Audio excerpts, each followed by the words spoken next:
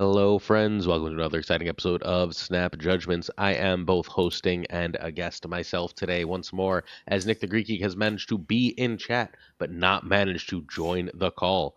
Thanks, Nick. In addition, we are joined by the cat that is walking by and bumping my microphone right in front of my face as soon as I started talking. Hi, Atticus. We are joined by Atticus, who decided my other hand had to be petting him. We are also joined by the leader of Marvel Snap's most successful alliance. I think that's a fair statement. Streamer extraordinaire, winner of Golden Gauntlet 2, Roram Plays. Hi, Roram. So, Roram, how can our dear friends find you? you can find me at Twitch on twitch.tv/RoramPlays. I stream there mostly on the weekends. So, Saturday, Friday, Saturday is when I'm around streaming. Do make sure you check out Roram. In addition, we have a new content creator. It is someone who is, you can now see on YouTube all the time, posting great content constantly. It is the kicker of elves. Hey, elves. Glazer, thanks so much for having me. It's awesome to be here after 3 years on and off talking, being in and out. It's great to be here. And he is back all in making a lot of videos. And when I say a lot of videos, you can trust that it's a lot of videos, right? Like, I don't say a lot of videos for like the once a week people. That's not a thing for me. So he makes a lot of videos. What kind of things are you making? Atticus, please pick a spot. I'm He doing bumped card the mic into my reviews, face. doing deck guides, doing meta reports. I've actually got back into writing over at marvelsnap.gg. Just everything under the sun. It's really awesome. I think the game's rebounded a lot over the last couple months. Tech is dead, but it's not dead. It's a great time to be a Marvel Snap player. Agreed. All right.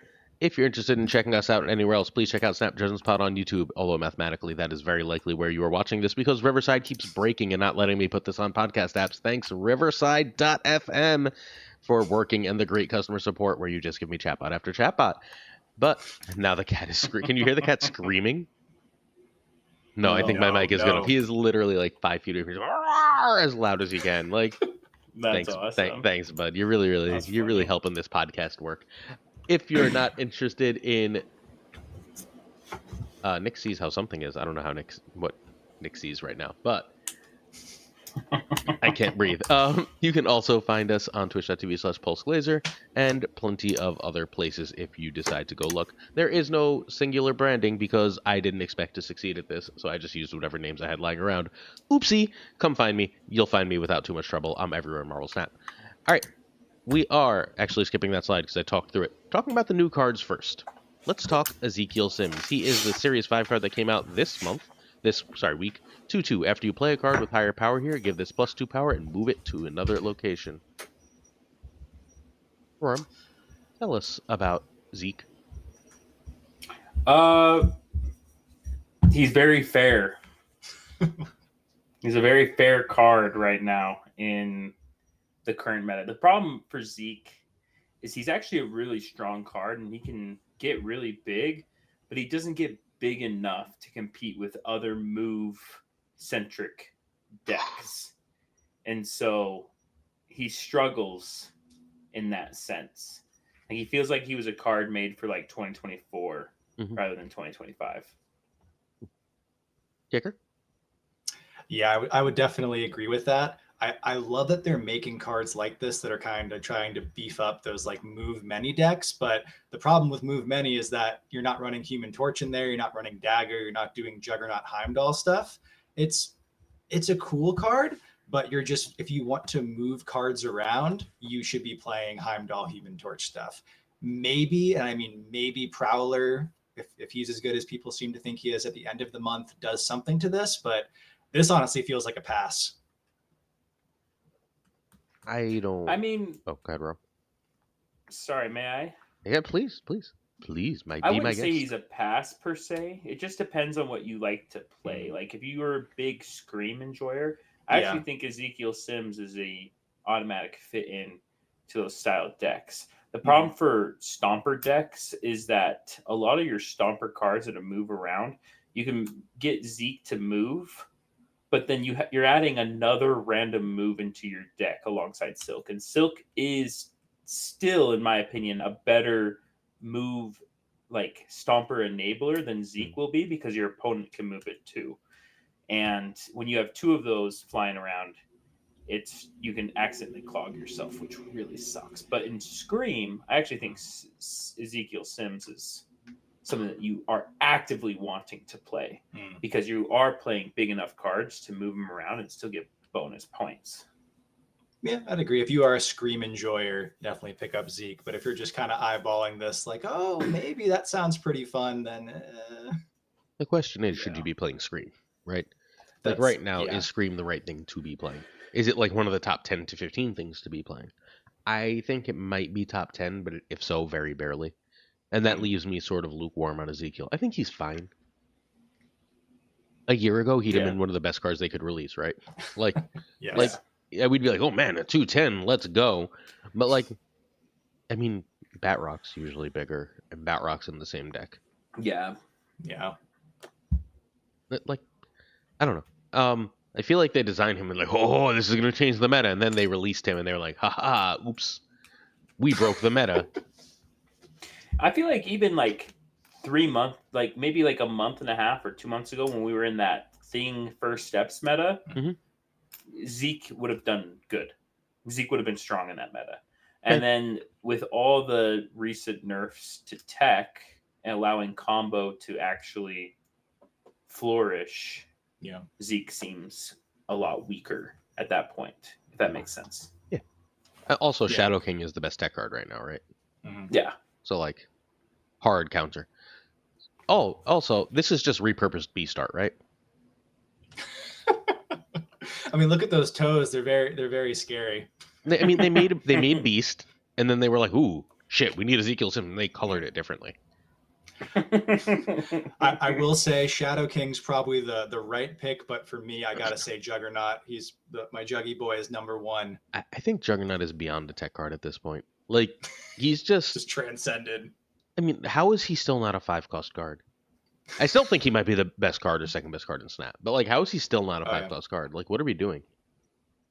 Yeah, it's almost like, months after that, nerf, it's like 4 or 5. Like, that's kind of a buff because I'm trying to edge out by every point to win that final location. But yeah, Shadow King, Juggernaut, you don't need to worry about getting your cards blown up by Shang-Chi. So like, if you're going to get Shadow King, it's like, all right, I might as well be trying to swing for big human torches than like my 2/8 Ezekiel Sims.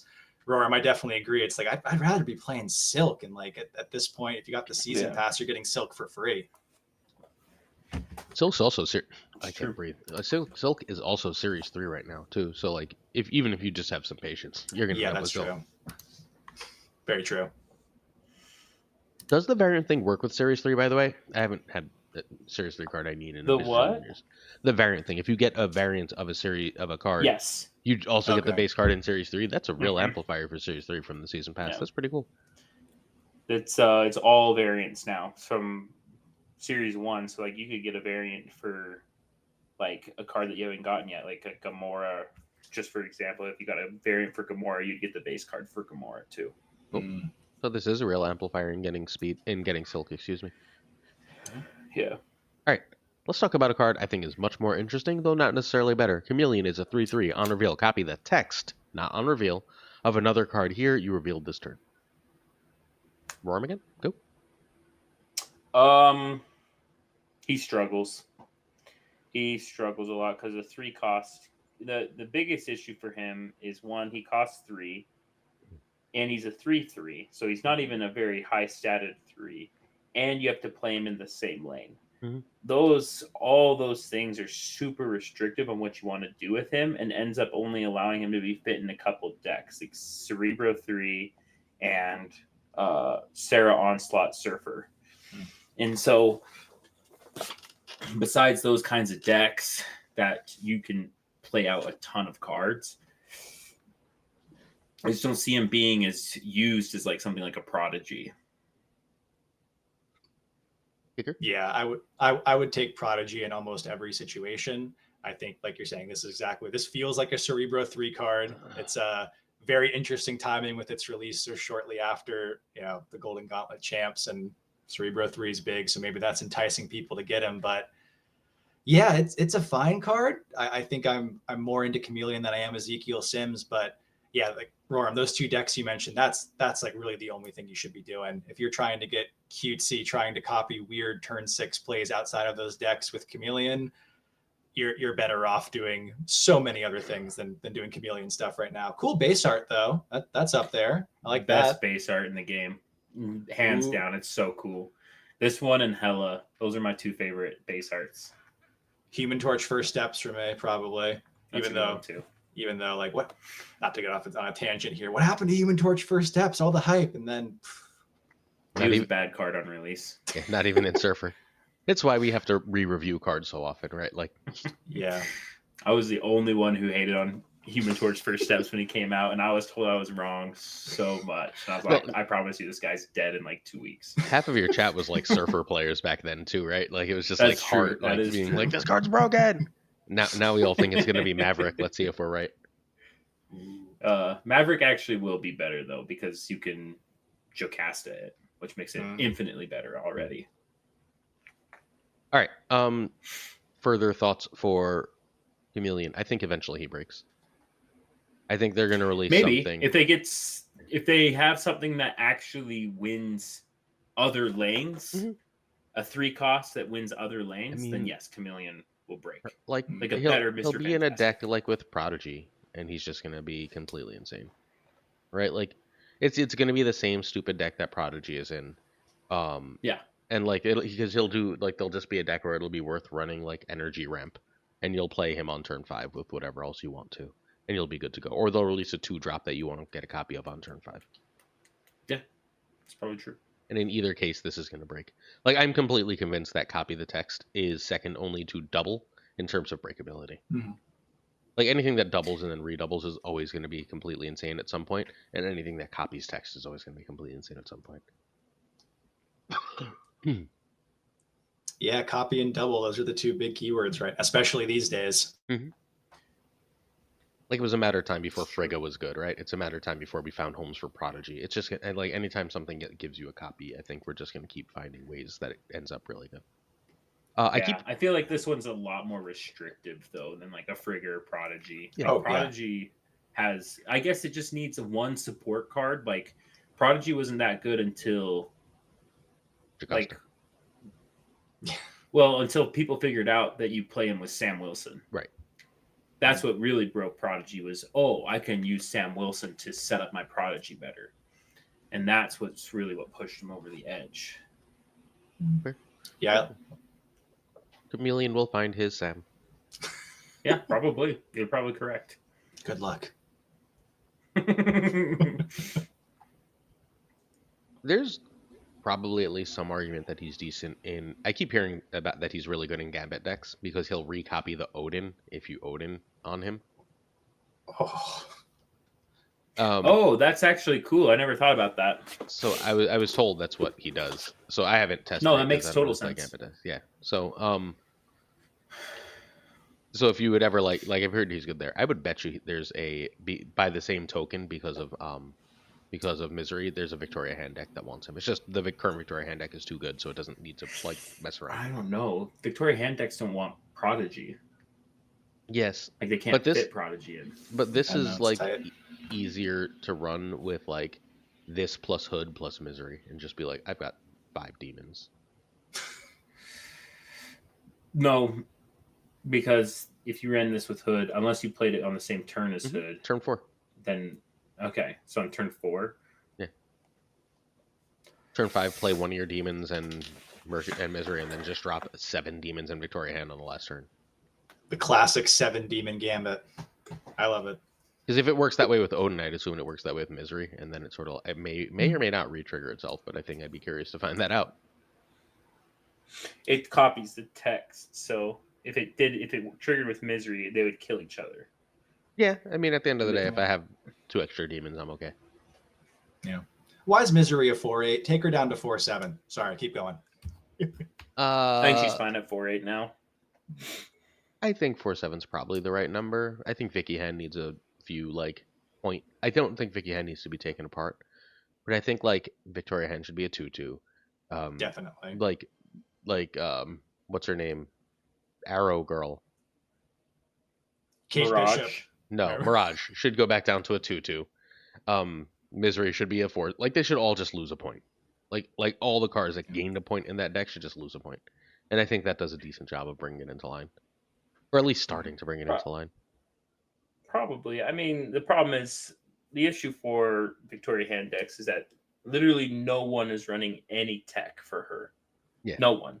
Because why would you run tech for Victoria Hand when you have the big bad move and the big bad Cerebro in your metagame? Like she's like the third on the list, and you just can't tech against everyone anymore because they've added so much opportunity cost to all the tech cards that you have to just focus on 1 to 2 matchups.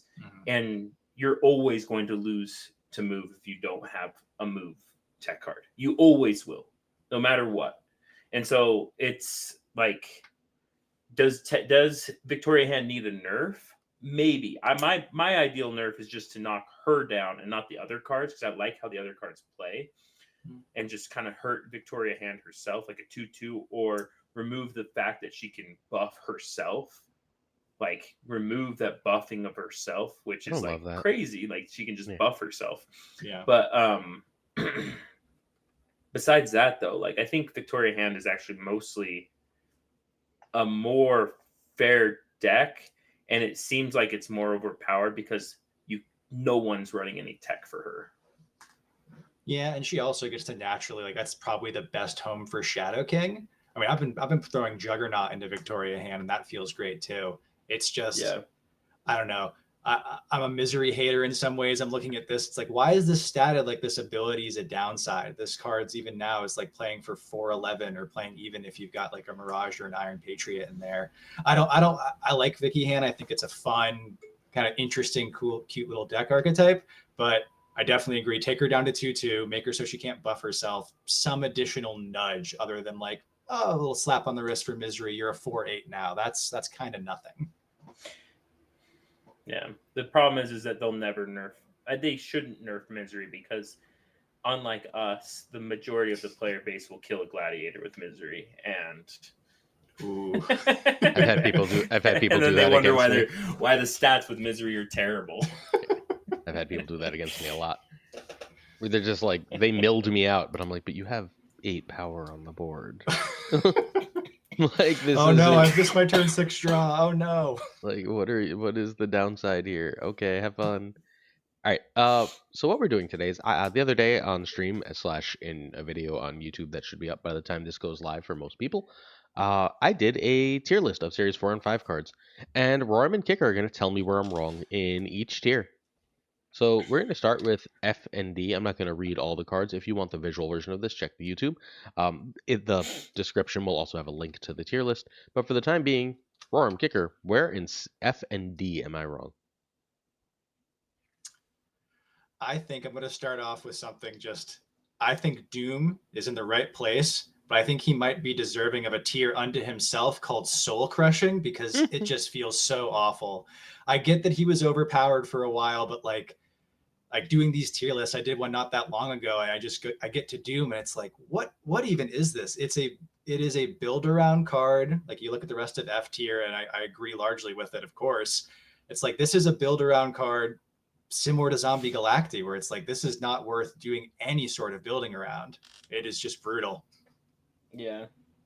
I look at your tier list though, and it's like a lot of these are just series 4s and 5s, so I'm supposed to compare to other series 4 and 5s, right? Yeah. And it's hard to say because like some of these cards in your F tier I play almost daily. What do you play almost daily? I play First Ghost Rider almost daily. Yes, but you shouldn't. No, I love First Ghost Rider. One of my all-time favorite cards. But I love First Ghost Rider. But like, I didn't say you shouldn't love him. I said you shouldn't play him. You should admire him in your binder. I think he's actually really good. Your win rate with that deck is terrible, Robin. You're one of the best players in the world. Worm wins like 40% of his games with the first Ghost Rider deck, and he's like, that deck is great. And it's like, Worm, you don't win with it, and you win tournaments. I play First Ghost Rider and Baron Zemo. Out of cards that I've played just this week, First Ghost Rider, Baron Zemo, Scarlet Spider, Bruce Banner, Rocket and Groot. I played Rocket and Groot this week. So I think Rocket and Groot's actually extremely underplayed.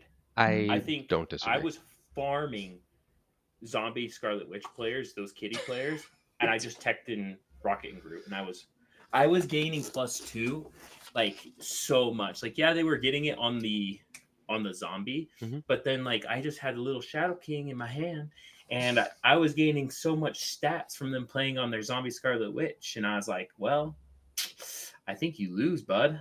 And I won. So I don't know. Those are cards that I've personally have played. I don't think Bruce is a D tier card at all.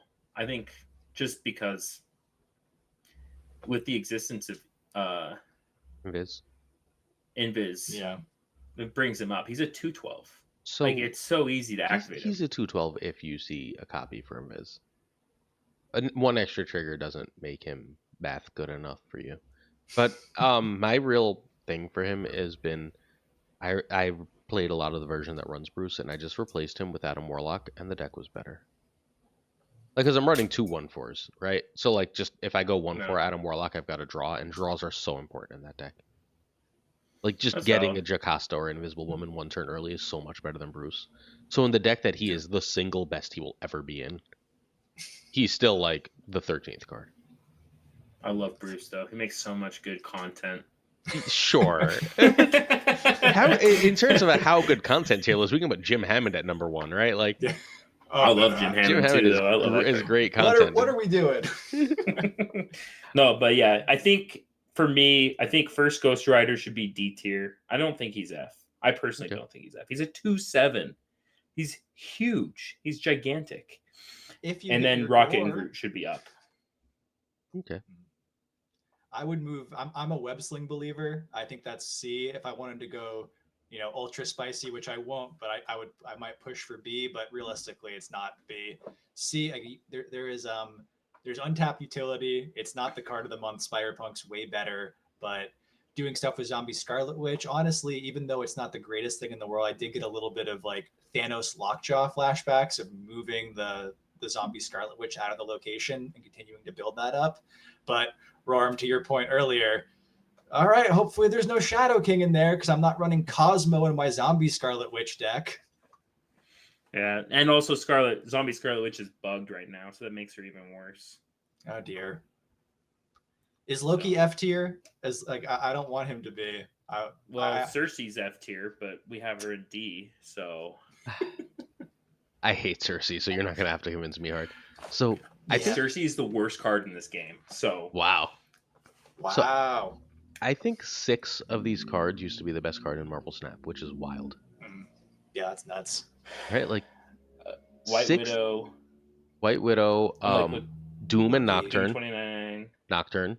I wouldn't Loki. say Nocturne was the best. I think Nocturne had a minute where she was the best. She was only good because of Doc Ock decks. Doc Ock was the best card at that time. Okay, as the best high series card, if that's better. Ms. Marvel, Loki, Agent Venom. Agent Venom. We can argue Strange Supreme. We could argue Rocket and Groot. Strange Groot definitely was one of them. U.S. Agent actually was. U.S. Agent nerf was insane. Yeah, is diabolical. I still think they should revert it. I wouldn't hate that at all. I really, really I love it. I played a lot of U.S. Agent. Although, like, they can't if it's a 2/3 because Cerebro 3. Well, they nerfed U.S. Agent because of Doom 2099, if I remember correctly. Yeah. Like, he was just farming Doom 2099. It was great. And it's like, you murdered Doom 2099, so no one plays it. And then you murdered U.S. Agent, so no one plays that. Bring back my boy if you're going to keep Doom 2099 murdered. Do you think if they reverted Doom 2099 to, like, his first nerf state, would it still be too ridiculous, given where we're at today? Like, move can go way over the top of it. So, like, he was bad on his first nerf. He was terrible on his first nerf, and then they killed him more, and I was like, why? Yeah, some of these are low because they're just not played. Like, I think U.S. Agent, Rocket, and Groot. I think even Ms. Marvel are probably more like C or even B tier cards, but no one plays them. So, like, they're chilling in D because they don't exist right now. I totally stand by my F tier, except maybe Nocturne because like C4 is a deck. Yeah, that's really the only argument. I might even say Miss Marvel is F tier. Like, why would you play her over Mr. Fantastic? It's just a higher cost. Like, I get the 2 extra power in each location, but like you're not playing. You're not. Yeah, it doesn't work with Moonstone. There's so much going against Miss Marvel, and she was, like you said, she was the best card in the game for a fair bit of time. I think Miss Marvel is badly placed because C5 exists, and Miss Marvel is your alt win line. Yeah, that's fair. Playing C5 and high voltage. But like, that's a I fun haven't deck. seen. I love C5. C5. I played a lot of C5. It's the only Cerebro I actually like. Like I really hate every other Cerebro. I don't like cheap Cerebro. I like expensive Cerebro. I think expensive Cerebro is fun, and 5 is where I start considering expensive. But They ruined my C6. I don't see anyone play C5. No. That's because C3 is better. Yeah. All the Cerebro people, all the people who actually enjoy Cerebro's play lines. Yeah. Why would you ever play C5 when C3 is better? Because No, I like C5 what is you so said fun. before. The Cerebro people. Yeah, Cerebro needs to be nerfed so fucking desperately badly. It's utterly Them absurd. peoples, the Cerebro guys. The Cerebro people. Yeah. I do like how cheap it is. Like my little brother took like an almost 3-year break from the game, and he came back and was like doing this bogus collector discard stuff, and he got into the 90s and started falling, and I was like, try Cerebro 3. He didn't even have Jeff, or like, you know, he's missing Jeff. That's how long he was away, and he hit Infinite in like the same day. So I like how cheap it is, but man, is it just so unfun to play against that deck. Oh, one card that is almost certainly C tier right now. I think Gorgon probably belongs in C tier. Yeah. Yeah, Like- with the Airsham resurgence, yeah. Right. Well, Cam Well, made a even video, and Cougar started playing it, and we have our Shem 1 trick here. So like enough players that are influential are playing Arisham, and there's a lot of V-hand all over the place. Like which the Arisham resurgence hadn't happened 2 days ago when I made this tier list, Yeah. but now every third game is Arisham, and so I think Gorgon's probably C or even B tier. Like he's so meta dependent though. Like he's gonna rise and fall based on the whims of the meta. If you're not seeing the Arisham Yeah. resurgence yet, feel free to not leave him in D. Yeah. But it's coming. Beware. All right. Rejoice. Rejoice, yes, rejoice, beware. Next up, the C tier. C tier is fucking humongous. I'm sure there's things to yell at me about. C tier means like good card without a home, or in a good deck but totally replaceable, or its deck is just mid. I mean, There's one Do that you I'm wanna up- go that I first, want. kicker of There's one elves, that I or- want a huge mulligan on. Yeah, I mean, I'm Which just one? gonna. Morgan. You go first, Glazer. I want Morgan on a mulligan. I want a mulligan on Morgan. Morgan was there. I was still a week back in my head. Destroy is gone, so Morgan's really great again. I don't know where Destroy went, but I haven't played against Destroy in ages. Yeah, same. So like, if Well, they Destroy is not nerfed- being played, Morgan's really good. I don't Yeah. think it was the Didn't you nerf. hear? Destroying a card's less of a downside than moving a card, which is why we had to make X23 a 1/1 and Ghost Spider 1/3. Yes, very true. I mean, sure. So you're saying Um, buff Ghost Spider? Ghost Spider's not good. I don't know why people play it. I don't know. Ghost Spider's S tier. Ghost Spider's S tier. It's fine. The card is utterly insane. Ghost Spider's existence is so- why Web Sling, which should be broken, isn't that good. Yeah. Yeah. So there's some cards here that I probably not strongly, but I disagree with, and some of them are too high, Yeah. and some of them are too low. Okay. Yeah. This is where there I should was be gonna most say- disagreement, right? Like usually right in the middle is where you're like, what? Headpool's too low. I think Headpool's really, really strong. I don't like head pull and destroy. Valentina is too low. Yeah.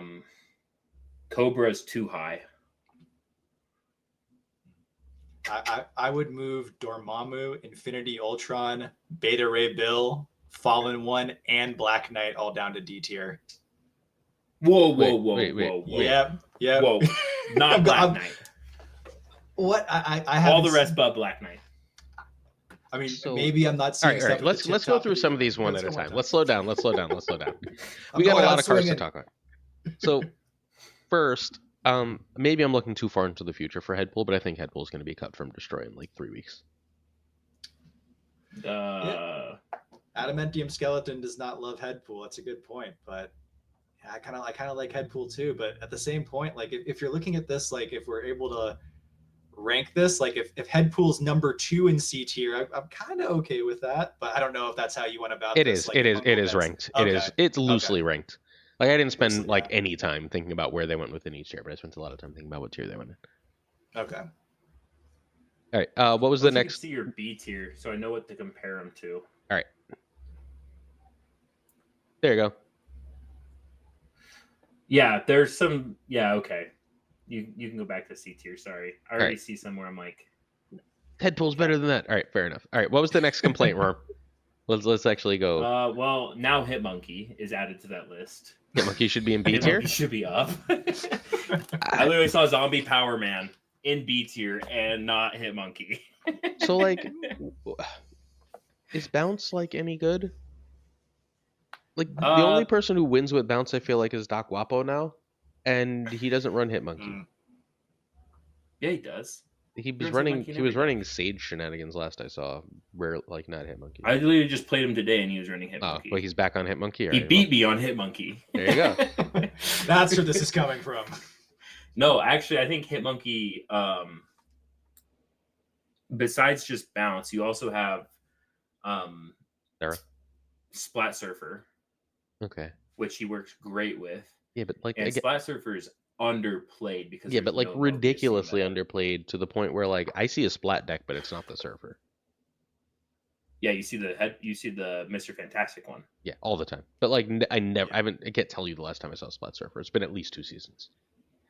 That's bad because Splat Surfer is really strong. Sure, but like deck cards have to be played to be in higher tiers, I think, right? Like a Stardust is probably B tier, but like no one plays the shit. Okay, fine then. You can leave those, but Valentina needs to go up because it is a staple in Airshim. Yes, that's fair. Airshim didn't exist 2 days ago. I mean, true. I made this it list. did where I was. Okay, yeah, you played it. No one else was playing Airship. I want to argue that Cobra is right where he belongs. Everyone's playing Vicky Hand, Arishem, or zombie bullshit. Dude, if you Heart's say really you're putting, I can't have Cobra in the same tier as Hitmonkey, Headpool. I can. I'm telling you, play it. Have you played it? Cobra it's is good. terrible. It's not. It's good. It wins games. It was amazing last season. Last season I might have had it be, but like this season is just good. Last season. Yeah.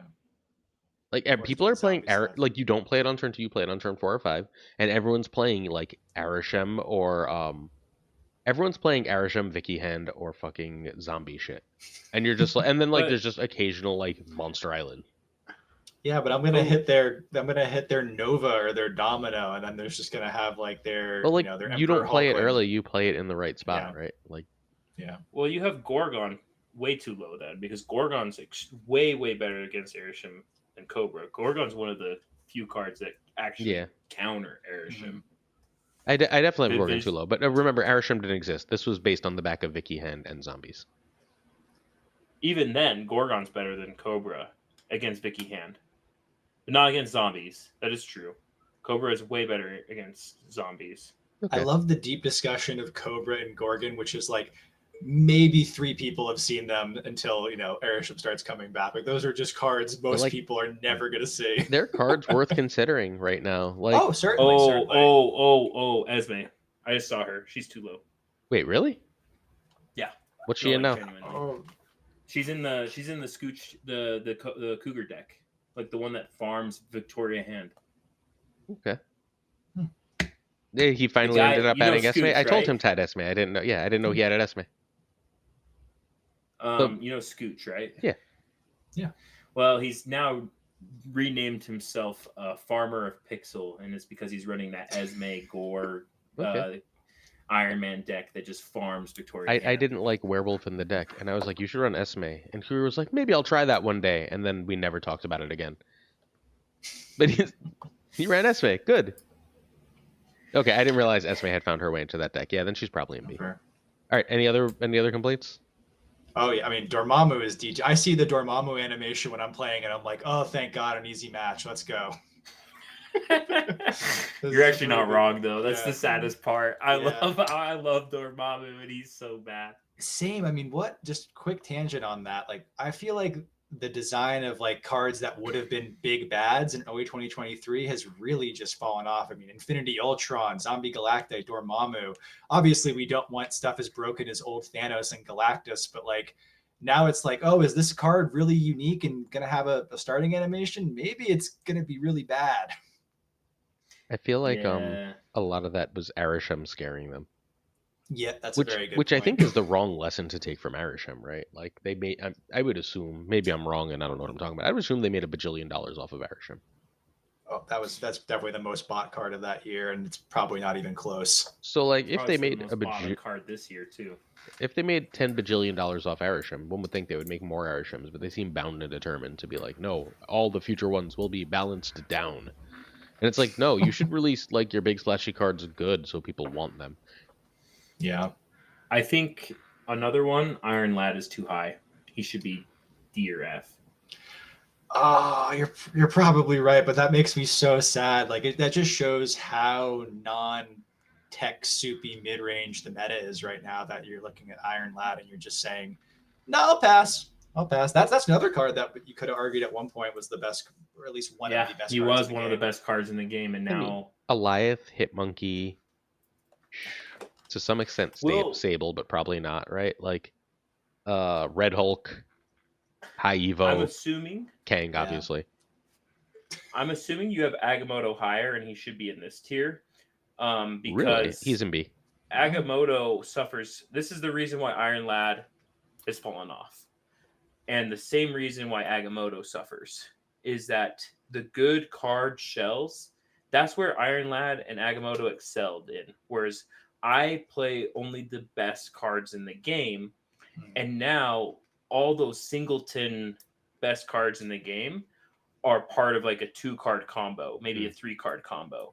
And Iron Lad only being able to copy one of those makes him a lot worse. And then Agamotto stuffing your deck full of cards that you can't get those 2-card combos makes him a lot worse. It's the same reason why Kang is in this tier, even though he is a good card.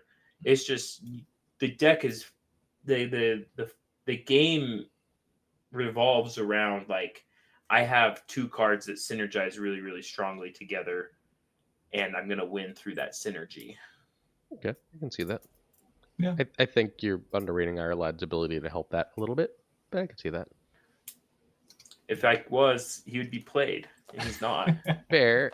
I think people just don't play him because he's old as much as anything, and they just sort of forgot about him.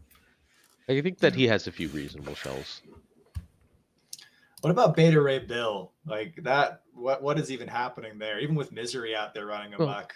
So I'm never gonna like Thor's. I don't like putting things in my deck. The only card I've ever liked, I mean, outside of Thanos, which doesn't count. Yeah, right? of course. And I know Arishem is good, but like I don't enjoy putting extra shit in my deck. I just want to put cards in my deck and play them. And Agamotto is an exception because like he's putting those specific for in your deck. But like I hate putting shit in my deck. I hate putting shit in my deck. Drawing an 03 natively sucks. Except when it wins you the game, right? Like he's technically an 09. Yeah. But yeah, I think it says a lot that Jane Foster and King Eitri, which are, the themed cards with Beta Ray Bill and Thor, are both like, nah, see you guys later. We're going to go over here with, Mr. Negative and Arishem and Agamotto stuff. We don't want to hang out with you. Yeah. I had Agamotto in B, by the way, off the back of Honifer. I love What's this Agamotto. little buggy doing? That's an example of like a big bad design that actually hit. Is Redshift too low? It's one deck. And like, how good is that deck right now? I think it's underplayed. Every time I see but played, I guess that's fair. Like people just put up more points than that deck does now. Yeah. And assuming you don't mean the Hella version, like the regular version. Even then, like, no, I mean the Hella version always. Okay. I don't ever mean the regular version. Wow, I'm telling Tommy. I don't think I've ever talked to Tommy, but he's gonna get a DM from me that's just like, "Hey, Roram says I don't care about your deck." Agatha Hella is just really strong, but it's not played because it's way too hard to play. Why would you play Agatha Hella when you could just move Torch 3 times and Yeah. create a lane bigger than anything you've ever seen in your entire life? The comments to all of my podcasts lately are like, all these players think Move is so good. Move's not that good. Yeah, move's insane. I'm I'm not aware. up there in the top 10 on the leaderboard, and it's like you don't need to be a quantum physicist or play Snap 12 hours a day to really wreck stuff with Move. Go into Proving Grounds, mess around with it. You'll have a great time. Yeah. It's a fun deck. Yeah, it is Very fun. fun. I mean, hold on. Fallen 1. Fallen 1's got to be lower. Is Fallen 1 at a 5/6 broken? Yes. That was easy. Yeah. No, You don't think so? I think so. no, I don't think so. I think that I just never play Wiccan again. I just want to. I play it on turn 4. Then there's enough ways to play it on turn 4 now that they gave us whatever her name Good. is. You don't Scarlet. need to play Wicked. Wicked's bad too. You just sold me on Fallen 1 being a 5/6. The idea of never having to see Wiccan again. I see Quicksilver come down. I'm just like, I don't want to deal with thinking about turn 5 Eliath. Well, it's just like you run Luna and you run Superior, and then you just run Wiccan. You get a Wiccan, right? Like you get 7 energy on turn 5 and 8 energy on turn 6. And it's like, okay, that seems really easy for a thing I want to do anyway. Yeah. Infinity Ultron too. I love that card. I don't. And like even I love again. I have not played him in a while. Let me say I love the idea of that. Like I enjoyed when the stones got buffed and we were like, oh, Vicky Hand, this is great in there. It wasn't then, but I enjoy that play line. I just would you want them to invest the time into reworking it, or is it just kind of like you can stay bad over there? Just make Bring it a it 5/8. back to 5/8, 3-cost stones. No, leave the stones at 2 and make it a 5/8. Let it be one of the best cards in the game for a while. Fucking who cares? Like let fun cards 5/8. let fun cards be good. Like why is it this so hard? Why can only boring cards be good? Hot take: 5/8 Infinity Ultron with 3-cost stones is better than 5/6 Infinity Ultron. With No, 3-cost stones. everyone knows that at this point. But like make it Okay, 5/8 good. and keep the stones at 2 cost. Like maybe lower some of their power. Call it a day. Yeah. Going into the future, not right now, but in the future, I think Zorn will move up a tier or 2. I think Zorn so. is pretty solid in Red Wing decks right now. I think he'll make a way into actual move decks as well. I think he's just such a strong ability that people will figure out how to break him. Like, are you thinking of like any specific combos, Roram, or you just think like, hey, down the line, someone's going to put 2 and 2 together and we're all going to be playing it? I just think that Zorn with Torch and Spider-Punk is just super strong because it's just a free move. Yeah. It's just a free move and you get a lot of value out of it. And it's not like that hard to play around because it only moves 3 and 4 cost cards. So like you can easily play around with that downside that he has. Yeah. And just get free moves out of it. I'm currently running Hercules in like a 70+% win rate. Like anything that says move on it's probably pretty good. That's fair. My basic theory. Like except for Fan Fei. I mean, I don't know, safety keeps winning. Safety has like a 65% win rate with fucking Fan Fei, right? Like if it says doesn't move he have on like it, a 68% win rate on not Fan Fei though? Yeah. I'm not like look, it's worse than like, but anything that says move on it is gonna be broken right now.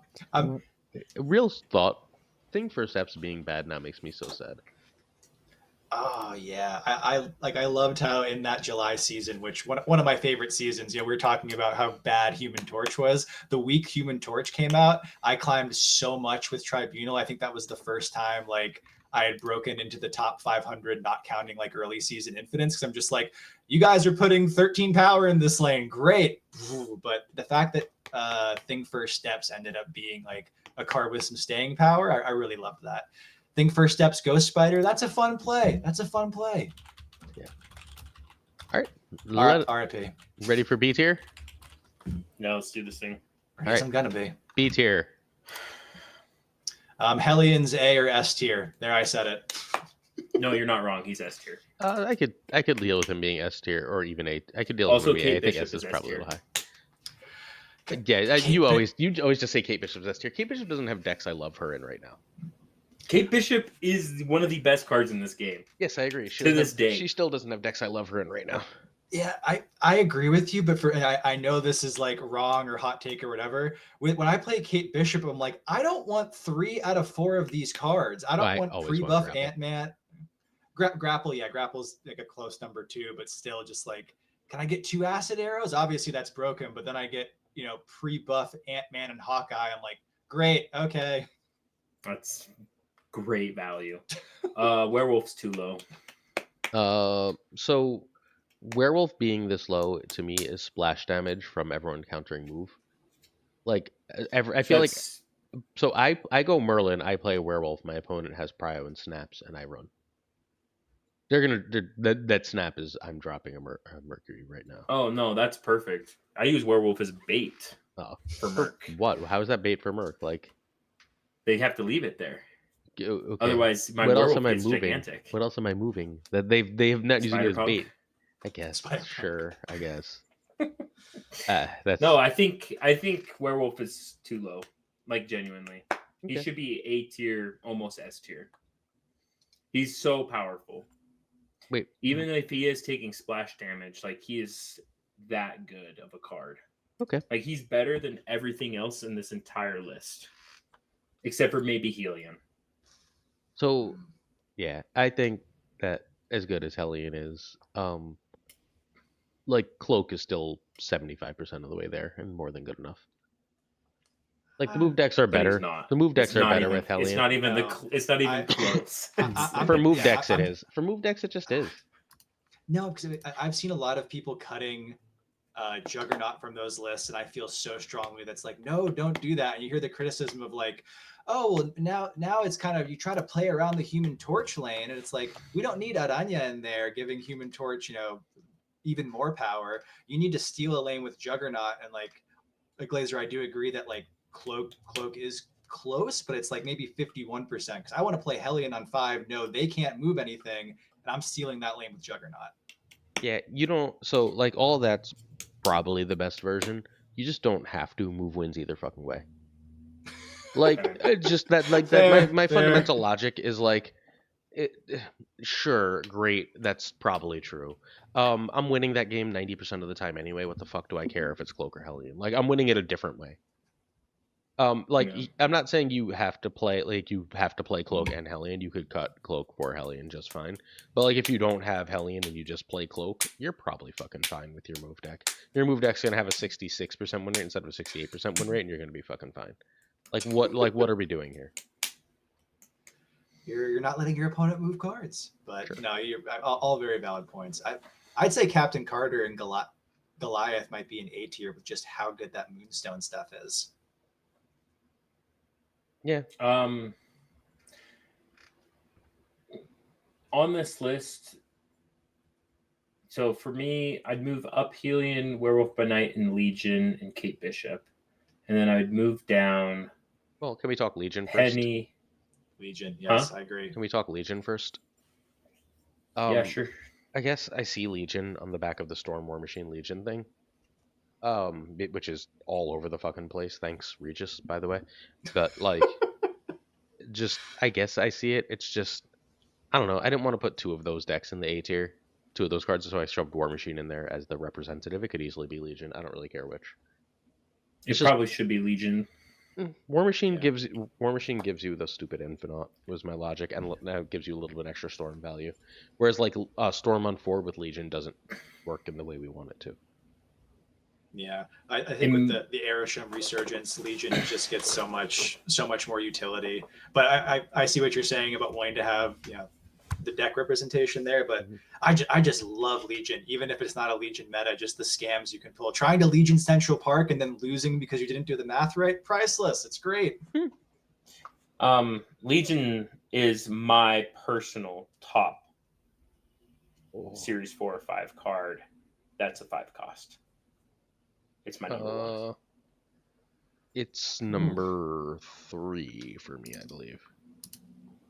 Okay, so you only have 2 more above this. Yeah, well, one is I'm in the B tier, and then there's one more. Oh, Helion.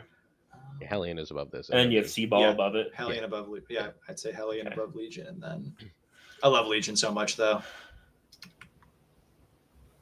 Yeah. Right. Okay. Yeah, I can see Hold that. on, before we run, Frankie Ray Nova. What deck am I missing? That's like a D tier card. I see that and I'm like, okay, what are you trying to pull here? Namora. Yeah, I mean, Nomura, even yeah. even without Nomura, there's just enough bullshit, like enough combo bullshit with like Black Panther-y nonsense. Like if you're not countering it, it just wins, right? Like, and it can be enough power where it's just like shit. That's gonna be a 12. That's so annoying. I just needed it to be a little smaller. Guess my sneaky little Shadow King coming out to play with the banana splits. But like if you're Shadow Kinging this, I don't feel like you're probably beating my other lanes that are dropping giant shit, right? Like, Yeah. I just never see Frankie Ray Nova, and like the 2 times I've had, they've had to retreat because their thing didn't work, or it was 6 power, and it's like, great, okay. play against safety more. No, Yeah. I don't want to do that. No, I love safety. Someone has to. Yeah. Safety's in chat, by the way. Yeah, I don't know. I think Frankie Ray is really good. Okay, what are we lowering? What else? You I have a few. go ahead. Go one at a time so we can talk about them. One at a time? Yeah. Okay. Or do you want me to list them all and then you could just pick the ones that you like the most? Sure, let's do it that way. Sure. Okay. Some ones that I personally think need to go down. Joaquin Torres, Penny Parker, Nightmare, Awesome Andy. Oh, I'm telling Ares, Smiles. I'm telling Smiles on you right now. Symbiote Spider-Man, Phoenix Force, Jennifer Kale, Silver Surfer First Steps, Copycat, Sebastian Shaw, Frankie Ray Nova, Jeff, and Zombie Power Man. That was too many Just for me to read follow. half the list. Yeah, that was too many for me to follow. So Penny and Joaquin are here largely. Joaquin is here because I really, really like him in zombie decks. I think like the zombie Joaquins are probably my favorite zombie decks. The other thing is like I think that in bounce decks, Joaquin Torres is a better card right now than Hitmonkey. That's a take. I've been playing. That's a take that exists. It's out in the world now. I've played. It is going to be on YouTube. That's fine. I play a lot. I've played a lot. I always keep a bounce deck. So the bounce deck I like best right now is I changed like 3 or 4 cards, two or three cards, something like that. In Sizer's bounce deck, and Joaquin Torres is like the second best card in that deck after Sage. Like it wins so many games and it scares people off lanes, and it's really, really great. No one's running counters to it. You're sitting there with your like 17 power rockets, like, all right, cool, thank you. You're sitting there with like 6 demons. It's great. It's so easy to use. And Penny's here because Penny's finally playable. I probably overreacted to Penny finally being playable. But like, she's got a deck. Yeah, she does. Yeah. It's actually it's a deck. Yeah. It's a deck that exists, and I'm actually excited that she gets to see play. Definitely. I'm assuming because we haven't seen him yet. We're gonna see that little spider. Oh, I guess I do have that coming as a up. 5 above Legion for now. That's a nod to the meta being more than just high infinite, though. Yeah. That's valid. I think it's great that that's a deck. I love that you can jam all the merge cards. The first time I saw that list on just circulating, at first I was like, what the hell is oh, okay. Mm-hmm. Like, I feel like some sentiment was like, is Man Spider enough to make merge a thing? Probably not. And like, even though it's quite flimsy, even though the Shadow King can really mess with some stuff, Juggernaut can mess with some stuff, I genuinely love that Penny Parker is a card you can put into a deck and do stuff with. What else am I lowering? Sorry. 2 or 3 more, not you 7. You don't have to. Yeah, but I don't remember what else you said. I only listened to the first 2, and then I started formulating arguments and not listening. I think you have Smiles' deck all a little too high. Yes. Yeah, maybe. Yeah, probably. I love it. I took it to Golden Gauntlet Worlds. That's how much I love that. I know. Deck, Well, right? like just I love it a lot. It's really hard for me to not think in the future sometimes, and I just keep being like, Maverick's gonna break that deck. Yes, but that's Maverick going to break the card. That's Maverick going to break the deck. That's not Shaw or Awesome Andy that's going to break that deck. Fair.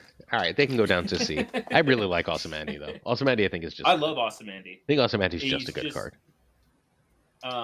He's just a solid. He's just a solid card. Jocasta and Prodigy is what makes him good, and Shaw fits into that package. But as individual cards, they're actually not that strong. Okay. What else?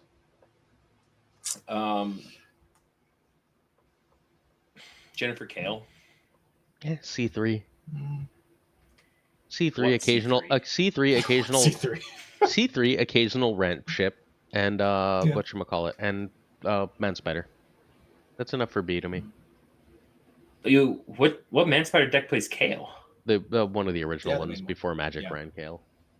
And I still run into Kale all the time, and they'll trigger Kale on 3, and I'm like, oh, here comes a Man Spider. Oh, the only Kale deck I know that's strong is Storm Legion. Okay, well, that's like 5 decks that Kale goes in. That says B2 to me. Okay, that's fair. Yeah. Zombie Power Man is one that I would lower. Yeah, that's fine. It's literally there just because Colonel America is there, and those two are married in my head. Like, I just run them together. So, like, they just are in the same tier. It could be C. I don't care. Mm. And then Phoenix Force and Symbiote Spider-Man, I think, are too high. Jet exists. It's my argument for does. Phoenix Force. The existence of Jet means that there will be a B tier Phoenix Force deck at all times. I actually have the that Jet Man Spider list.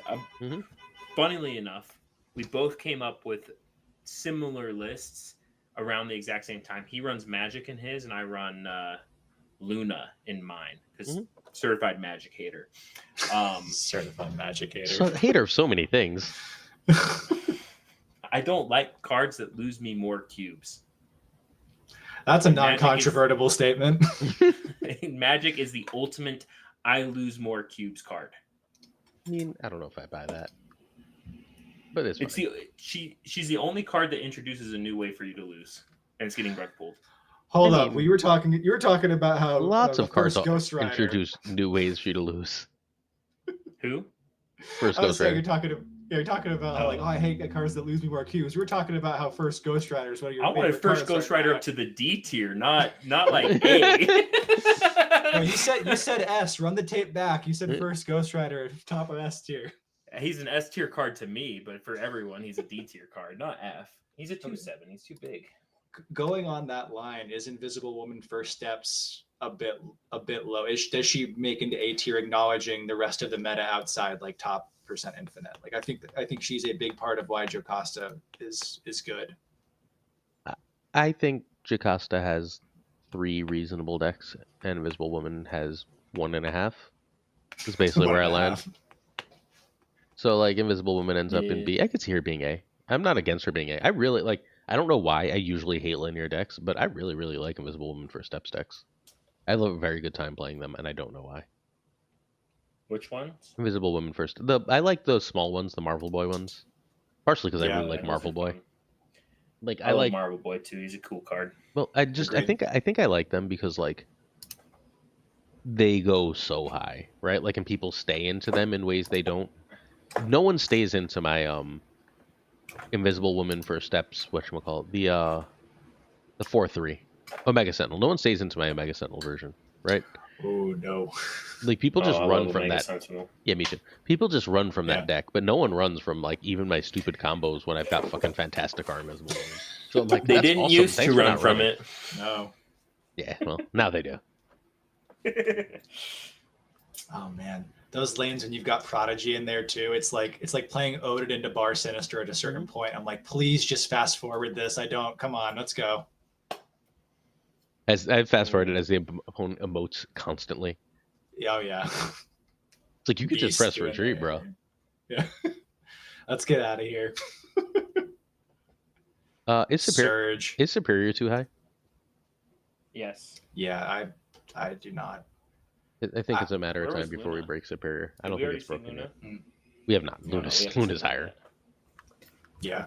I think he just released into a meta where it's like there weren't a ton of decks that wanted ramp with his condition, even though the condition to get his ramp is pretty easy and kind of fun. But it's like Move doesn't need 6 energy on turn 5. Like there just wasn't a ton, but I think this is a card you probably get for long term because there might be a day where it's better than Luna. But Luna you just play out, and it's kind of like deal with the Ice Cube opponent. My deck's built for this. Mm-hmm.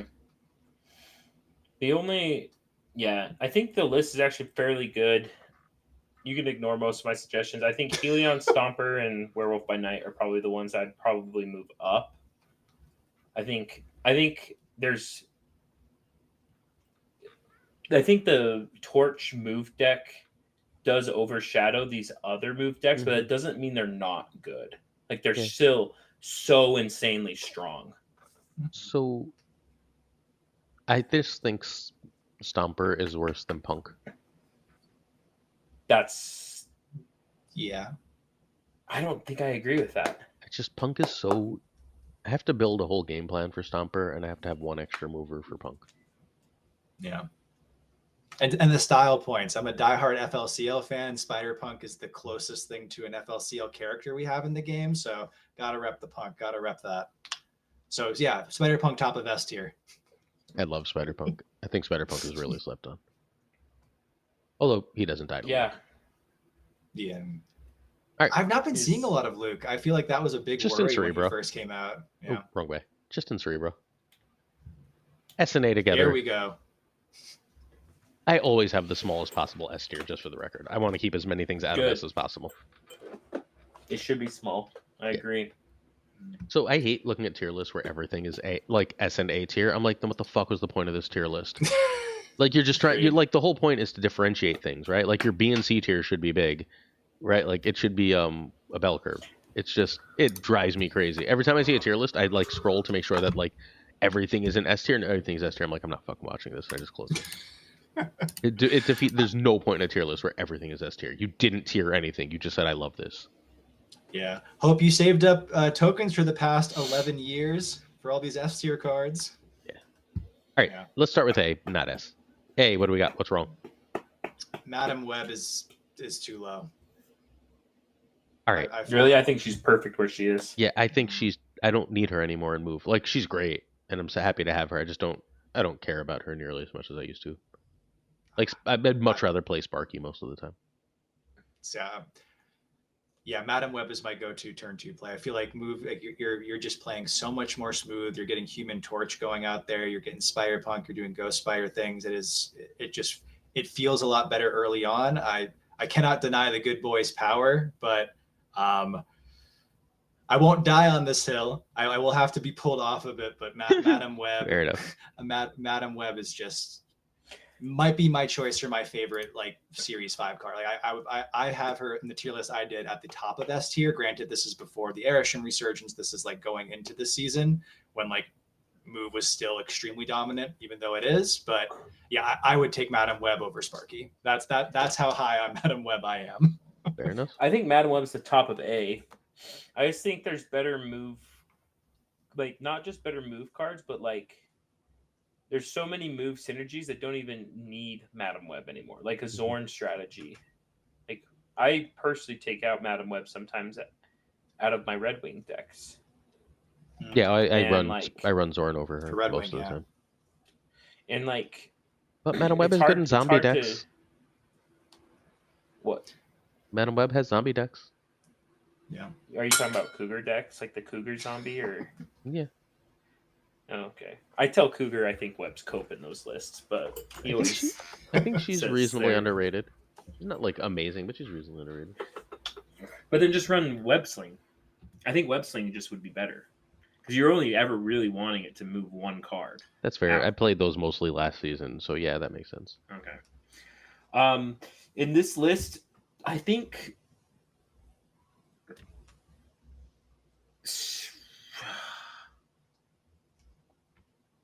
I'm trying to remember before I say anything if there's actually any decks. Like, I think Scar might be too high. I think Man Spider's too high. Man Spider is definitely too high. That deck is cool, but it is so flimsy. It's just. I understand that it might be better in lower tiers, but where I'm at, it's. Yeah, it's like a lower tier ranking. Snap. Look, I don't have a Man Spider deck built because I play almost entirely good players, which is very fun because I barely play. So I log in, I'm like, oh, there's Cam, oh, there's Husky, oh fuck, there's Cougar, oh safety, cool, I'm logging off. Yeah, I mean, So- I'm hovering around top 1,000, so I'm not, I'm up hovering there, around but I'm top not- 1,000 too. I just played seriously for long enough that my fucking MMR is like, well, enough of the good players quit that we're just gonna keep you with the good players. It's great. But yeah, like I don't have Man Spider, but every time I watch someone stream or like who isn't top 100 and I see Man Spider, I'm like, that's really strong into the not hyper tuned meta. Yeah, that's valid. War Machine, I think it's too high. Yeah, flip it in Legion, it's fine. Yeah, That and honestly then feels good, yeah. it pains me to say this with all my heart. Omega Sentinel. No, Darkhawk and X23 are too high. Yeah, Darkhawk's too high. Darkhawk is B. Every 3 weeks, someone finds a Darkhawk deck that is one of the best in the game. I'm not going to be the prisoner of this exact 10 seconds. Darkhawk will find a way back into A tier the next time we turn around. He always does. I don't think he's been an A tier deck in The Supergiant a deck. year. Nah, Ika year and a Supergiant half. deck was I an don't A tier think deck. no, the Supergiant deck. Darkhawk wasn't even the best Supergiant deck. So my for a long opinion. time I disagreed. By the end I agreed, but I don't think the Scar version of that, or not Scar, the whatever, Sauron version of that was significantly better. And I think Darkhawk was better for a while because it wasn't as fragile to like counterplay. I think it has a better performance in Golden Gauntlets because there's a higher propensity for people to bring Airship. And that's why I think it performs better in tournaments and why Darkhawk will always have a place in tournament play. But I don't think it actually is that impactful of a card outside of tournaments. Darkhawk gets credit for the package that he forces you to run for me, because a one-sided Subterranea is a lot of power for you. And he allows you to yes, one-sided Terrax is Subterranea. amazing. So like Terrax should be up here and not Darkhawk. I can live with that. Darkhawk is the representative of the Darkhawk deck, but like I could live with it being Terrax, sure. Certain things end up being representatives when they're this high. You know what I mean? Like where it's just like it could be either of the cards in this deck. Same thing for War Machine. So like Darkhawk is the representative of that idea. Also, Zombie Scarlet Witch would be in A tier for me, I think, but she wasn't on the list. Zombie Scarlet Witch should be S tier. I had her in S. I think I'm more A now. There's just a lot of Shadow King. If we're talking Zombie Scarlet Witch and S tier, Madam Web's absolutely S tier. This is me crawling back onto that hill. But Zombie Scarlet Witch might be the best 3-drop in the game, even better than the Cerebro. Human Torch exists. What are we? Oh wait, I'm an idiot. Yeah, sorry. Human Torch, then Zombie Scarlet Witch, then Cerebro. Human Torch, then Cerebro, then Zombie Scarlet Witch. But yes. And then X23. Too high. I'm fine with X23 being in B. Yeah. It's just I wanted a Destroy representative, and that's the only one. Dude, Headpool exists. I think X23 is so much better than Headpool. Can we just it's just none of the destroy cards that are higher series are like as impactful as some of the lower series cards. That's the issue. Yeah. Destroy hasn't gotten any. I good, don't know. I think impactful X23 is really, cards. really, really good for Destroy. Because I would have agreed with Wolverine. you before she was a 1/1. I don't run Wolverine. I just really like having something that can be destroyed multiple times. I don't run Wolverine either. I think Wolverine's ass. Yeah. But X23 being a 1/1 is such a tempo loss. It's so bad. Yeah. I don't know. Maybe I haven't played enough of it since. Yeah, I mean, you need her to do the whole Deadpool plus null on turn 7. There's no other ramp, but then you've also got to be perfectly destroying your Deadpool on curve. Yeah, I think Kid Omega is actually a pretty good candidate to represent Destroy if you want to represent Destroy. In December, December loves Kid Omega. I think, Kid Omega. Yeah, that's fair. Hey, well, actually, Fastball Special is what's gonna really bump up Destroy. The card's crazy. Excuse me, Roram. So Butt has joined the chat, and he requests you address the controversy. Address the controversy. Oh dear. Which controversy? I don't know. He just told me to have you address the controversy. So I figured it was worth asking you to address in case we got some good content out of it. I could use a short. Hold on, but DM me. What I else need to is know what controversy he's talking about. so Nico Omega controversy. we are happy that Luna and Sam and Batrock and so on are A tier. Oh, Yeah, Batrock's insane. Yeah. I actually love your Agony placement. yeah, I think Agony has been one of the most underrated cards since Agony's your nuts. buff, so that's a really good placement. Agony's Yeah, nuts. Agony's Like awesome. what a glow up too, right? Yeah.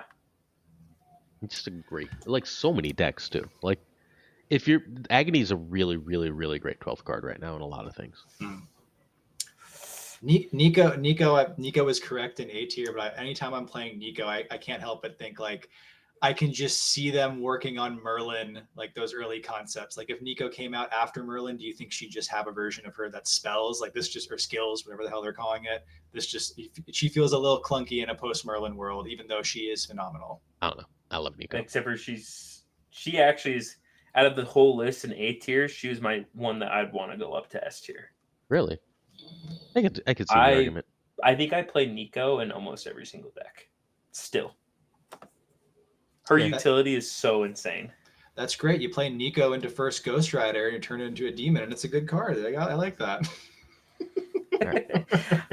I will never be able to live down the first Ghost Rider allegations. First Ghost Rider is the GOAT. That's the controversy. But I love first Ghost Rider, and I'm not afraid to admit it. Can we talk Spider-Punk? Because people are going to ask if we don't. So why is Spider-Punk so high? So high? Yeah. Because no one argued like immediately that Spider-Punk was in the wrong place. Why is it okay that Spider-Punk is chilling in A tier? I think he's a phenomenal third. He is exactly what Move needed, the Human Torch move. He's an awesome third scaler. If you move him around a bunch, he can sort of meet those dagger, not Human Torch, but he can get to dagger power levels. You're running cards like Ghost Spire that have and Cloak in those decks that have good bodies. He just really helps support that. Get enough points in one lane that they're going to try to avoid it. Steal a Juggernaut steal a lane with a Juggernaut in a second location, and then that's not even talking about how fun he is to play, fun and effective he is to play in the move many archetypes. And he's popping up in Erisham Thanos. That video KM put out yesterday. I think this is just such a great card. He does fold to Luke Cage, but if you're not playing Cerebro, like I'm not seeing a bunch of toxic decks out there. Mm-hmm. Agreed. Yeah, I think Punk, like a single mover Punk, is all you really need. And if you're running a single mover, if you can add 2 movers and Human Torch, you now have a package. Yeah. And what a package that is. I think Punk is kind of feasting on the fact that Move is so overscaled, and that's what makes him a lot better. Like, all the cards that you can play in Move decks have higher stat points than all the rest of the cards, like other archetypes. Like Ghost Spider's a 1/3, Cloak's to 2/4, Helion's a 5/8. Yeah. He's one of the best cards in Vane's deck also. Like it's just I want a 3/11 and I want to do as little work as I can to get 3/11. Is one of my things. Like a 3/11 that I have to play one extra card for is awesome for me. Yeah, you just get the 3/11, you have your amber colored energy. It's a good time. It's a good time. I see him more as a Vulture replacement, like old Vulture in those decks. Yeah, definitely. And he is actually not better than old Vulture, no. But he is a suitable replacement for old Vulture, and I think that's what makes him really good. So old Vulture says +6, and he says +4. 4. So like basically. 6 is more than 4. That is a correct statement. But he does come with a built-in move. We're dropping truth bombs right now. Big math. Like that is just, I don't know. That felt like we overcomplicate a lot of card analysis, right? Like, yeah, like 6 is greater than 4, so that card's probably better than this card. Like a lot of what make like Luna at a 3/5, I think is still probably A tier, but I'm not convinced. Like for sure. No. Like it's just 3/6 is what makes her crazy. Like the stats, the number on the card matters a lot, especially in Snap, right? Like, no argument for Sam, huh? No, Sam's amazing. Sam's a wonderful card. Is he card of the year? Let's just throw that. No, Iron Patriot's card of the year. Yeah, Iron Patriot Victoria Hand. Vic, remember in early January after Vicky Hand came out and she had like a 49% win rate on Untapped, and it's like, what's going on with this? But we just knew. Vicky Hand, Moonstone. I'm so happy to see them both in S tier because they've always deserved it. That whole season, the Dark Avengers, you can see 3 of them on this list right now. Yep. Iron Patriot, V Hand, Moonstone, Yeah. and what were the other cards that came out Bullseye. that season? It was Bullseye. And Khonshu, right? no, Khonshu was Agamotto season. Oh yeah, crap, pretty sure. Something bad, I think. I don't know. I can't look or I'll mess up our stream. So Kicker's got it. Or Kicker's got it. All right, but yeah, it's definitely Bullseye because Bullseye was immediately the best card of that season, and then has not anymore. He's still insane. He's so good. He's just underplayed. It's just Dokken is better. No, he's the reason why Dokken is good. Yes. He's the whole reason why Dokken is good. But Dokken has the surfer things where like he can survive. Now. You know who it was? It was Ares. It's actually still a pretty damn good card. It's pretty solid. He's got his moment in the sun like now, but I feel like a few weeks ago it's like, you don't need Ares. Look, Ares is a fine little card. Like he's good in your tens decks.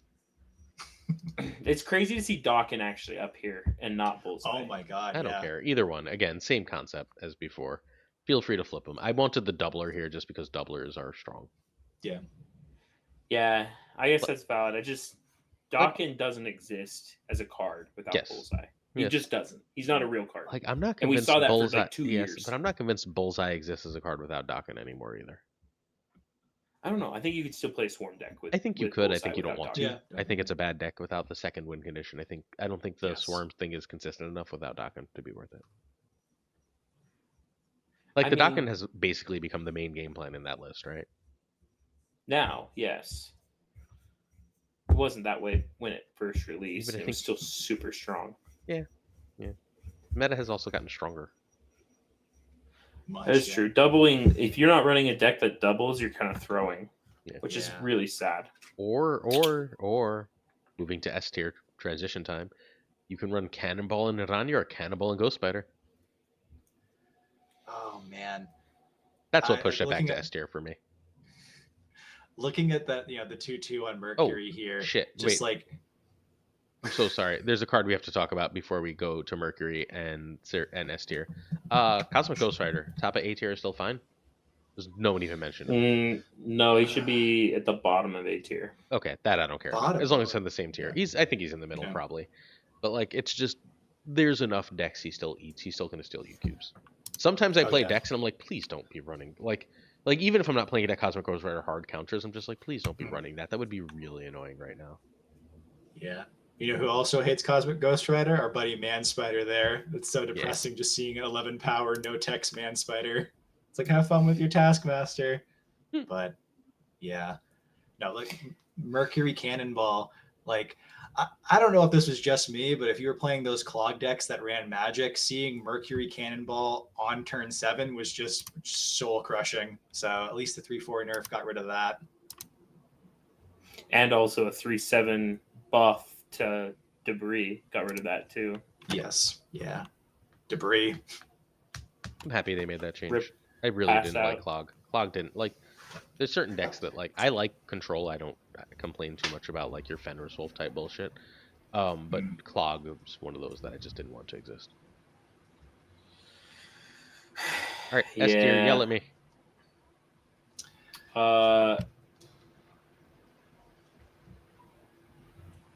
If I was to do anything, like you have like 2 groups of S tier in here. Like you have like S tier, and then you have like better than A's. I mean, but like, what am I gonna do? Make 17 tiers? No, I know. I'm not saying that. I just think like Airshim, Seaball, and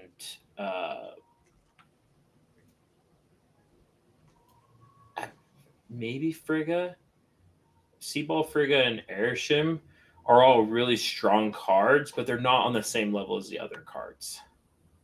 I just don't think I agree with Cannonball. I just think like Cannonball is sort of like Darkhawk but better, where it's just like it's always going to find a way to be in one of the top meta decks. Yeah. Cannonball's guy, I could see him in A. But man, yeah, Mercury definitely. Moonstone. You see a Moonstone and you just have to immediately think like, am I going to be able to deal with this? Moonstone turns. Moonstone stocks went so high when Enchantress became a 5 cost. Yeah. This is a However- hot. Yeah. Oh, sorry. Finish orange. No, go ahead, Kicker. This is a hot take. I know no one's going to come with me on this, but I think Frigga is overrated. I think you see her copy Victoria hand and you retreat for 1. I would not have her in S tier, but that's probably just a me thing. I'm leaning towards agreeing with you. I think Frigga is really, really strong, Yes. and that's why you just retreat for 1. Yeah. But she's one of the ones that I mentioned. Frigga, Seaball, Airshim. Yeah. I think Airshim is too high. Even now? Yes, I even now. I had think- Airshim as the top A tier card, and a last second change I made was to put it into S tier. Yeah, he should be an A tier. He's just not on the level of these other cards. Like, if you're doing it as you're a new player and you should buy these S tier cards and keep Airshim there. But if you're doing it as like a ranking of power, Airshim is not on the same level as these other cards. Like, he's good. Like, he's still up there. But he's just not on the same level as like a V-Hand, Merlin, Jocasta stuff, you know? Like, Airshim, I think right now survives on the back of being the best tech shell. Yeah. The Vayne deck. I mean, You- Move can run no, 2 tech cards. Victoria Hand's the best tech shell. Victoria Hand's a shell that runs tech, right? Like Victoria Hand runs 2 tech cards. Airshim runs like 6. No. Like I'm talking tech shell the way we use tech. Victoria Hand runs 2 to 3, Yeah. depending on Shadow King, Mercury. Shadow King, Red Guardian, Yeah, Mercury, Red Guardian. and some versions run Echo, which Yeah. actually is really Echo good. was in and then for Red Guardian Quake. in the versions I saw that ran Echo, by the way. So it wasn't running Red Guardian and Echo. It was running Red Guardian instead of Echo. That was hard. Oh, I was trying Echo and Red Guardian. I think Red Guardian is, and they're all planning on running Deafening Chord. But yeah, Like, obviously. all of them Yes, are yes. running Deafening Chord. But I think every so, deck like- runs Deafening Chord, and we'll have to redo this list when Deafening Chord comes out.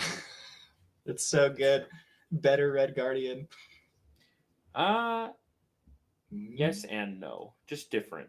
Different Red Guardian. I It's think definitely different than Red Guardian. I mean, It's like better the than same Red reason- I think it's better than Red Guardian. Where the fuck did I have Red Yes. Guardian on this list? Did we forget Red Guardian? Yeah, you had him entirely? in B tier. Okay, I'm okay with that. Yeah. Do you think you make Merlin a 2/2? Is he too good at 2/3? No, I think They Merlin. just need to remove the +2 on his. I think Merlin's fine. Leave Merlin alone. Universal. Let Merlin be like Nico and just exist. Like he's vibing. Let Merlin. No one's complaining about Merlin. Leave Merlin alone. That's not true. Who's complaining about Merlin? You want more magic in your life? Is that what you want? No, actually, yes, I do want more magic. Thy I want a religion. lot more magic in my life. I love facing magic gamers. You get so many free cubes. Leave But Merlin no, I alone. think his +2 scaling is kind of lame Who on cares? the change location. It's just upside. It's just Yeah. so much upside. Great, on it. leave him alone. Unless location change beats you, which it does sometimes, right? Like leave him alone. Merlin's cool. Like let us have cool cards. Let good cards be fun. Like most of these He would cards still are be just good like if it was a +1. almost every other card here is a pure power scaler or a tech card. Merlin's the one card who does something that's not those two things. Well, Merlin's the complementary piece to Werewolf by Night. Sure, and that's fine. No one's like World by Night is like the 5th best package in the game right now. Look, move V hand. V-hand. What Werewolf else is by really Night. good? World by Night. Cannonball. Cannonball. Airshim's up there now. Or at least I would say so. I agree with that. I don't see a lot of werewolf. I love Jocasta werewolf, shit. though. Jocasta. Jocasta shit is pretty strong. The problem for Jocasta and what's going to happen in the future is that she's going to have to get nerfed because she is so utterly broken with even our extremely limited bad Mhm. activate cards that wait until they release an actually insane. Like we saw it with Invisible Woman First Steps, where she's an insane activate card. Yeah. And people were more focused on prodigying their Invisible Woman First Steps than they were focused on prodigying their Jocasta. Yeah, well, that was just bad math. Yeah, that wasn't. I know it's bad math. I'm just saying, but that was the belief was like I need the Prodigy Invisible. Some people weren't even running Prodigy. They were like, honestly, this deck's just better without it. I'm like, oh my Before gosh, Jocasta, bro, before Jocasta, it was. I I firmly don't think believe so. it. Oh, I do. Me and Derek still don't. We still didn't believe that. We thought that Prodigy version was still No. better than the Invisible, like the Thing for Steps version. I don't think so until Jocasta. I think Jocasta made it not a competition. I think Jocasta makes think- the other deck wrong. But we'll see. Deafening Chord is going to fuck with that deck pretty hard. Yeah, it's gonna mess with everything Like Torch, Victoria Hand, everything. except right? for Like, Khonshu. Oh, where is Khonshu? Khonshu was where's my like boy? C. chilling in C. Where the freak was my boy? He was in C. Bottom of C, too, because fuck Khonshu. Khonshu's fine down there. Khonshu's junk. I broke her arm. Yeah. That's bait. That is bait. For a bait. I don't even see him. I'm in C right now looking. Is he not in C? You He didn't should see be him in in C. C? It's like at the bottom of C. Oh, wrong way. Yeah, no, I don't see him. Did I put him in D? No. Did I put him in B? No, he's in B. He's in the Okay. fourth row of B. Oh, there he He's in is. B by Gore. That's fine. That's fine. That's That's fine. valid. That's valid. Okay. I'll take that. I'll take that. I Small should have put him W. in C. Be fine. You would have heard. You would have heard something from me if it was in C. So we are actually okay with S tier, except other cards should Yeah, for be the there. most part. Mhm. Yeah, Kicker? I think so. I feel pretty good about it. I mean, you both know I feel strongly about Madam Web moving up, but again, you've lightly dragged me off the hill. I'm sliding down in my sled. It's fine. I look at this, and the question I have for both of you is: do you think they've done enough? Is the 3/4 nerf to Mercury enough? Like it's still S tier in the move season. Well, that's why it's S tier. Well- It's the move season. Yeah, that's I mean, the reason why Mercury is S tier is not because she would still be played at 4 cost right now. Yeah. You just have to. Yeah, but I mean, Spider-Punk being phenomenal, I think Move was doing great before they added Spider-Punk, and it's not like the Fanfare rework and Web Slinger like doing big stuff for that. So until they do something about Human Torch, which I don't know if they'll do, Mercury is going to keep being awesome. Like, yes, it's the move season, but like, you're not playing Mercury like, I got your Ezekiel Sims. Like, I don't. okay, Yeah. sure. I mean, sure I am Well- sometimes, right? Like if I'm not playing against Torch, I'll play. Like, and they drop an Ezekiel Sims, and I have Prio, I'll drop a fucking Mercury on that Ezekiel Sims and be like, There might also be a little bit of like bias on Mercury where she gets overplayed right now, and that could help your point kicker of elves where the people who are making the decks, the streamers, content creators, they're typically on a higher echelon than the majority of the player base. Yeah. And you're throwing if you don't have a move counter. Oh yeah. You're throwing up here. You're just purposely losing cubes. And so she's probably getting overplayed as it trickles down throughout the rest of the player base because every single person who watches every single video will see, oh my gosh, I have like Mercury must be broken because it's in every single deck. And it's not it's probably not because she actually is that broken for the whole game, but she's like a must-have for people who create decks. Does that kind of make sense what I'm saying? Yeah, no, I definitely agree. I think maybe I articulated my point poorly. It's not just because it's the move season that I think Mercury is getting a lot of play. I think even though Ezekiel Sims is boosting up that Batroc deck, I don't think he's doing that much for it. I think we're going to leave this unless Destroy just really pops off in December. I think you're still going to be seeing a lot of people playing the move many list, trying to do that. You're definitely going to see Human Torch move, and even at 3/4, Mercury feels like, yeah, definitely, we're going to still keep doing that. Like, do they make Mercury a 4 cost? That feels insane, but I just wonder. I just wonder. Oh, Mercury. I also don't have a variant for her, so maybe that's also a bias. The Silver Menace popping down. I do. I got the variant when it came out. But yeah, I don't know. I think Frigga's Cool. actually on a downswing right now, and she's still probably low S tier, which is fairly wild. Yeah, she's S or A. She's like right on the border. It's Like if just you put her in A, she's the top of A. If you put her in S, she's the bottom of the S. copying Frigga is great. Copying, like, everyone stopped playing Move Bounce because the other move deck is better and easier, but Bounce is still Yes. probably an S tier deck. Probably. I think Frigga gets so much value from IP, Victoria Hand, Black Knight, Move Bounce. Like there's just a lot of value that can be had there. So And we think Victoria Hand's number one. If we're looking at this as a ref ranking, she's probably better than Merlin. Something about Merlin in the top slot feels more wholesome, but Vicky's having her moment in the sun. I think I have Vicky at number 1 right now. Like, I I think the probably move have- package is better, but I think Vicky is better than any one card of the move package. Like, you can play move without any one card. You can't play Vicky, obviously, without Vicky. Yeah, I probably have Merlin and Jocasta in front of the hand, but Yeah, I don't think Jocasta's is good like in this it's all meta. interchangeable. Yeah, fair enough. Look, there's Moonstone, man. Moonstone. Moonstone is Yeah. great. Moonstone, like, Moonstone comes down, and I'm like, all right, is this lane gonna go to 40? Are they gonna drop 100 in the side lanes? What's happening here? I fucking really hope I'm running CGR.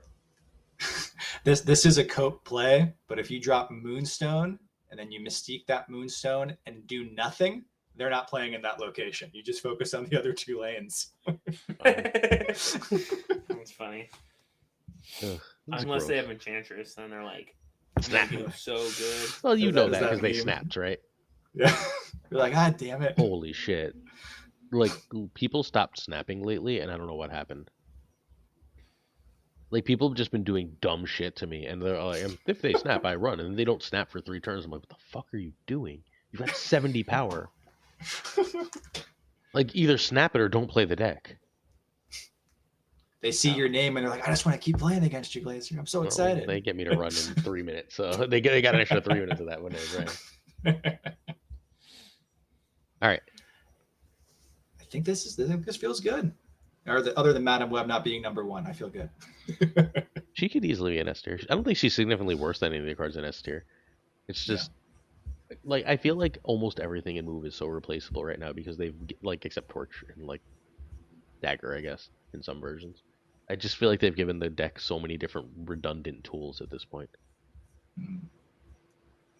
Dagger, Torch, Helion.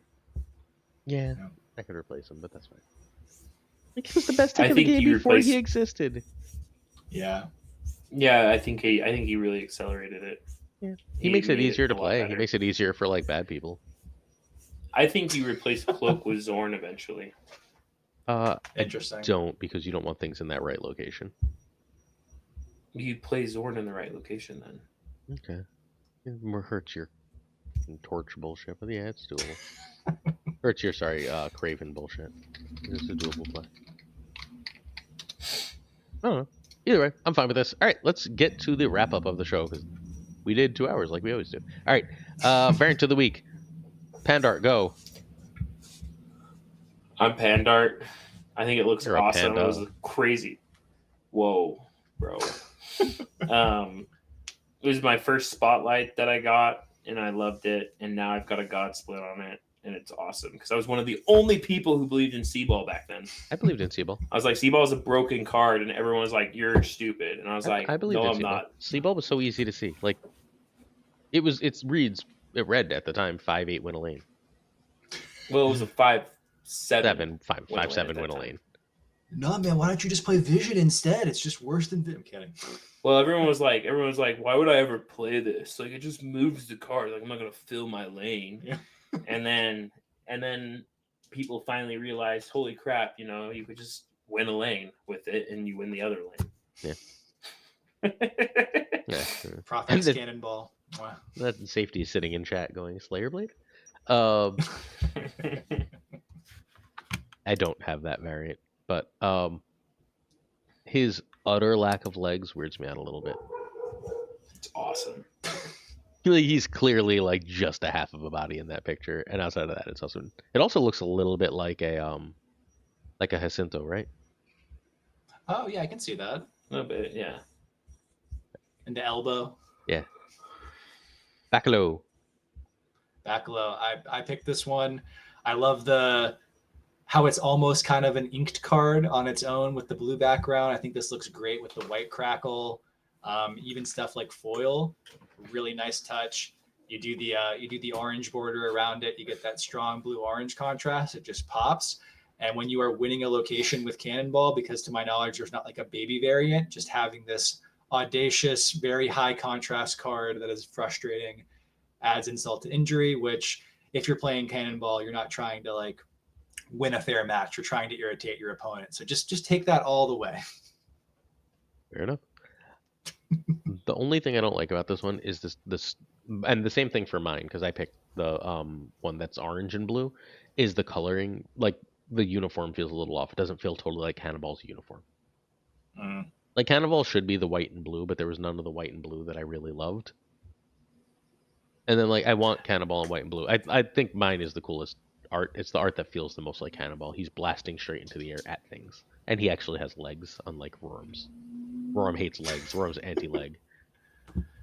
Sorry that I like, cool art. Cool No, art, go with that. You're like, I got something with the no leg thing. I was gonna say something probably not that, kosher. So Moving on. So, yeah, I don't know. I think that we're lacking the perfect Cannonball. I think all three of these are really good, and we're lacking the perfect Cannonball. I'm waiting for the definitive Cannonball to drop. No, the one on the right It is was probably base the art. correct one. Base art. Base art's pretty good. Base art is solid. Cannonball's a good base art. I almost picked base art to be like annoying, and then I figured I shouldn't because I'm not running base art, right? No, we're not. Yeah, we need a Cannonball. Base art is nice though. Actually, It's a good one. There's one coming that I think is pretty good, except it looks too much like Cyclops or Cable's uniform, not enough like Cannonball. So You don't want anything evoking Cyclops. I love Cyclops. Cyclops is one of my favorite Marvel characters. All right, remember to follow Rorum. Rorum, why should we follow you?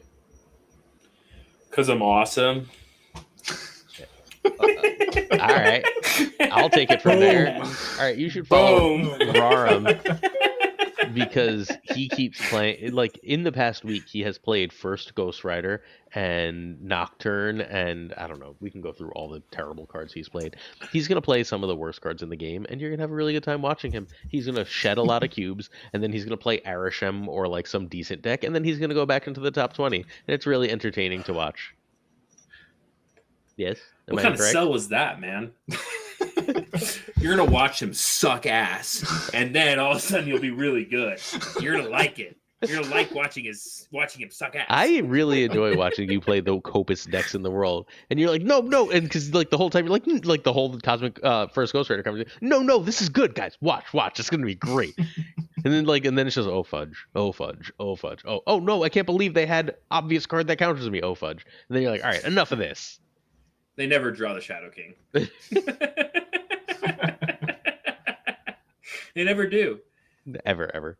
Yeah, make sure you're following Rorum. Honestly, like Rorum is probably the most important person that if you like care about competitive Snap, he's probably the most important person you can watch on Twitch right now. He is the heart of the competitive Snap community right now. Like if you care about competitive Snap, you need to be following Rorum. Like I don't think it's more complicated than that. All right.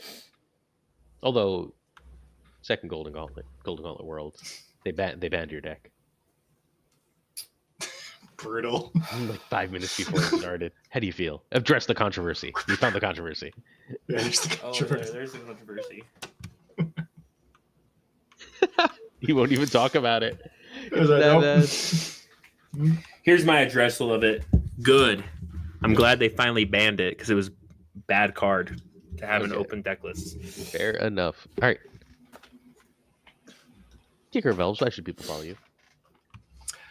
You should follow me because I think I split a good difference between a lot of competitive insight. I watch a ton of top players, absorb a lot of content, but I'm not at the upper echelon, so I'm not just playing a lot of the. I'm not running into Roram all that much. Although I think I've seen Pixel Guy a few times. We've had a few good bouts. Really excited. I love the game. I'm out there producing a lot of different kinds of content, and I want to help you hit infinite. Want to help you hit your goals, even if you're just trying to hit 60 to get the free regular variant. I'm there for you. I think Kicker Bells is awesome and should be a regular guest. I have a really good time talking to him. I'm really happy he's back making content, and you should do what I tell you to and follow Kicker Bells. That's why you should follow. Like, just do what I tell you to, and your life will be better. It's basically it. Glazer. I really, really, really enjoy the content. I watch it, and I don't have a lot of time to watch Snap content anymore, given time zones and such. But like, I watch the videos and I enjoy them. I'm subscribed, so like, you should be too. I think it's high level Marvel Snap content. I've consumed probably more Marvel Snap content than almost anyone on this planet. You'll probably enjoy it too. So make sure you're following Kicker of Elves Snap on YouTube. Cool. Okay, I will. Good job. See, Roram knows the deal. Okay, Patreon. If Ahmad would, by the way, type that into the Twitch chat, I'd appreciate it. Kicker of Elf Snap and Roram Plays. Thank you. Patreon.com/snapjudgments is one of the best ways to support us. If you're willing to, check it out. If not, I'm going to read all the top tier patrons' names as fast as I can, whether you want me to or not.